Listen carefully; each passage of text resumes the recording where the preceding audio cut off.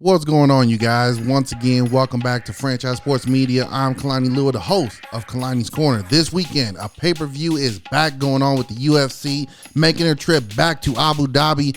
UFC 267, headlined by two championship bouts. We got in the light heavyweight division, Jan Blachowich defending his title against Glover Teixeira. This is going to be a very good battle between two battle-tested veterans. The Polish power Blachowich, the defending champion. This is a guy who took the longer route to get to the title, coming in a little bit later in his career with starting into MMA. He even said in the countdown going into this, he thought, hey, being in Poland, I didn't think being a professional fighter was going to be my thing. I was going to join the military. Wham, bam, I started training, won a couple jiu-jitsu tournaments, did pretty good in kickboxing. Hey, I'm gonna try this fighting thing out, and it's worked terrifically well for him. Knockout victories over Luke Rockhold, gave Israel Adesanya his first defeat of his career. This guy is the absolute truth. Big, strong, powerful, and looks to be getting better and better every time he steps into the octagon. And now that he's the champion, he's got nothing on his mind but defending his throne and maintaining his spot at the top of the 205-pound division. Testing him, though, will be the ageless wonder, 41-year-old Glover Teixeira from Brazil, but he's training out of Connecticut now. Glover Teixeira, been around for a long time. This man has fought a who's who, from Rampage Jackson to John Jones to Thiago Santos. You name it, if they fought at light heavyweight, he's more than likely fought them. This is one of the most well-rounded fighters we have at 205. With his age, you would think, okay, maybe he should be slowing down. Maybe he should be easing up a little bit. No. In fact, if you look at his fights, when he took on John Jones for the title and he lost, Jones did a terrific job in isolating him from his striking. He's made some adjustments. He got a boxing trainer in there with him now. He already was very good in the striking, and we know how good he is in grappling, being a black belt in Brazilian Jiu-Jitsu, several submission victories, all impressive, by the way. This man went on a 25 win streak, 4 of them coming within the UFC, so this is a guy who knows how to win. But in making that adjustment, his hands have gotten a lot smoother, quicker. His combinations, he's able to put those together. Now he's taking on a guy in Blachowich where it's like, hey, your power against my technique. What's going to give? It's going to be a terrific battle between these two. Now, that is the main event. That's the first title fight. We also got a men's bantamweight title between Peter Yan and Corey Sandhagen. Now, this one's a bit interesting. Originally, this was going to be a rematch for the bantamweight title between Peter Yan and Aljamain Sterling. They fought for the vacated title. Peter Yan got disqualified due to an illegal knee, and Aljamain Sterling couldn't continue. Well, Sterling was set to fight here, had some injuries. He opted out a month and a half ago, said, hey, I can't go. I got to take care of my body. In steps Corey Sandhagen. So now Peter Yan has a totally different opponent, but to Peter, he's like, listen, I'm the best. I'm one of the baddest here. Doesn't matter who it is, line him up, and I got it. He's shown that in his fights against Jose Aldo and others along the way coming up in the bantamweight division. Whoever you put in front of this guy, you want to give me a wrestler, got him. Want to give me a striker, too easy. You want to give me a guy that likes to mix it up, doesn't hit hard, but he can do a little bit of everything really good, that's no problem whatsoever. I'm stronger, I'm more put together, more well-rounded, and I'm conditioned to go 5 rounds, 10 rounds, 20 rounds if I need to. But now he's taking on Corey Sandhagen, who, as we have seen, be an electrifying striker. Very unique combinations in his skill set. He sets up flying knees from out of nowhere, hooks coming from different angles. We saw in his fights against Frankie Edgar, this guy could throw a spinning back kick, turn right into a Superman punch, finish it off with a flying knee. Who does this kind of stuff? But that is what Corey Sandhagen brings to this particular matchup. So this is going to be a very interesting stylistic matchup. Does Peter Yan, the more physically gifted fighter, somebody who can impose his will on you, he gets his hands on you, you're going to feel this guy is incredibly strong for being in this division. He's also shown, again, like I said, he's got the cardio to keep going, so he can maintain a hard, steady pace for 25 straight minutes if it goes that well. We've seen several fighters falter at that, one being Jose Aldo, one of the all-time greats. He was able to hang with him for about 2.5, 3 rounds. But then Peter Yan just wore on him. He wore on him because it's very hard to keep up that pace. Corey Sandhagen, though, has shown, I got good cardio.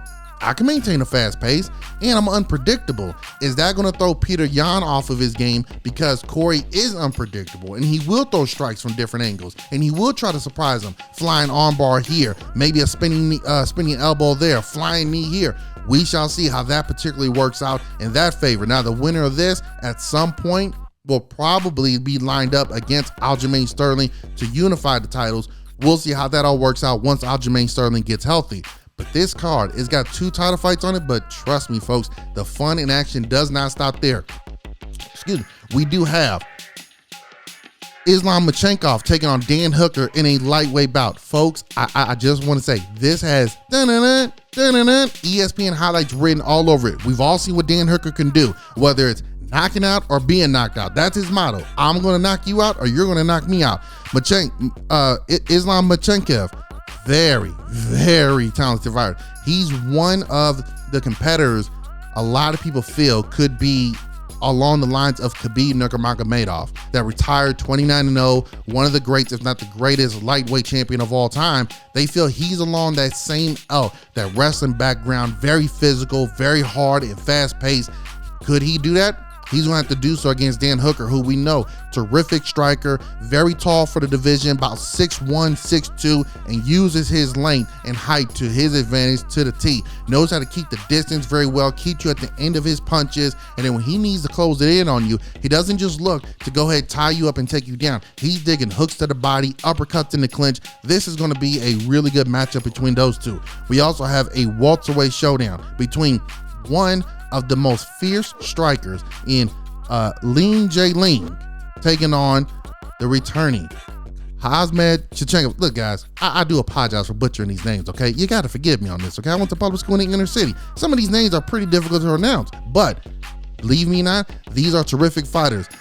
Machenkov, you all know this guy did a turnaround fight 2020. He blew up in 2019 and 2020, going on a 5-0 streak. He had a turnaround in 11 days, knocks out a guy in 60 seconds with one punch. I mean, this guy has star written all over him. But just like most of the fighters that we've had to deal with during this pandemic, he gets diagnosed with COVID-19, really has some struggles with it and getting healthy. And because he was overseas, it was hard for him to come back to the States. Dana White and the UFC worked it out. They brought him back, started getting him into it. He even tried to retire at one point simply because he felt he couldn't live up to not only his reputation, but to his standards. His standards are so high on wanting to be one of the all-time greats. This guy literally says, I will fight at 155. I'll fight at 170. I'll fight at 185 if you need me to. It does not matter. Line them up and they are mine for the taking. I'm calling out everybody. I am coming for you. Dana's like, hey, just slow your horses. Let's get you healthy first. He's healthy. He's back. He's back on the card. This is going to be a very, very good matchup for him to come back to show, hey, is this guy back to his old ways, or has the time off? He hasn't fought in a year, has the time away dealing with COVID-19 and the idea that mentally you checked out and wanting to retire. Is that somewhat going to slow you down from the monster we know you to be? Well, Jay Ling is definitely not going to be one that you want to hesitate against. He has shown he's got power, he's aggressive, and he does not mind swinging for the fences. This dude, like Dan Hooker, killed or be killed. I'm going to knock you out or you're going to knock me out. So this is also going to be a barn burner. We have a lightweight matchup between Volkan Ozdemir taking on Makhachev Ankalaev and Kalev. You got it. But that's also going to be a very good matchup at the 205-pound division. So this card right here is stacked with excellent matchups, terrific fighters, returns, but also very interesting storylines. And okay, let's take the main event. Blachowich, Glover Teixeira. Does Toujera finally accomplish his lifelong goal in being a UFC champion? At 41 years old, you got to think he doesn't have much time left in his career, so this could be the icing on the cake, his creme de la creme, if you will. Blachowich, though, can he build off his momentum and show that, hey, I'm the new king of 205 and I'm here to stay? John Jones cleared out the division. Blachowich is one of the fighters that, as he's done his ascension of 205, he's done some clearing out as well, beating out Luke Rockhold, Israel Adesanya, even Thiago Santos, even beat Dominic Reyes for the title. So he's another one that's starting to put together an impressive resume saying, hey, I'm wiping out this division as well. So where do we go? Do we go with a new king at the end of his legs saying, hey, one last hurrah? Or is there standing king now? Is he going to return and say, hey, this is my yard now? In the co-main event, okay, Petr Yan, a lot of people felt like in that fight with Aljamain Sterling, he was winning up to disqualification, so he's still the true champion, because some people don't feel that Aljamain Sterling was really hurt. Come on, guys, he got kneed illegally while he was on the ground, couldn't continue. These fighters don't like to quit just because to get out of an easy match. These are warriors, these are modern day gladiators. But Petr Yan, is he going to be able to go back and reclaim his glory, or has he lost some of that momentum, taking on someone like Corey Sandhagen, who's looking to continue to make a name off himself, continue to add to his highlight list, and continue to say, hey, I'm the new blood, I'm the new face of this division. I'm here to go ahead and take over and stamp my name here and build on my legacy, because I want to be considered one of the all-time greats.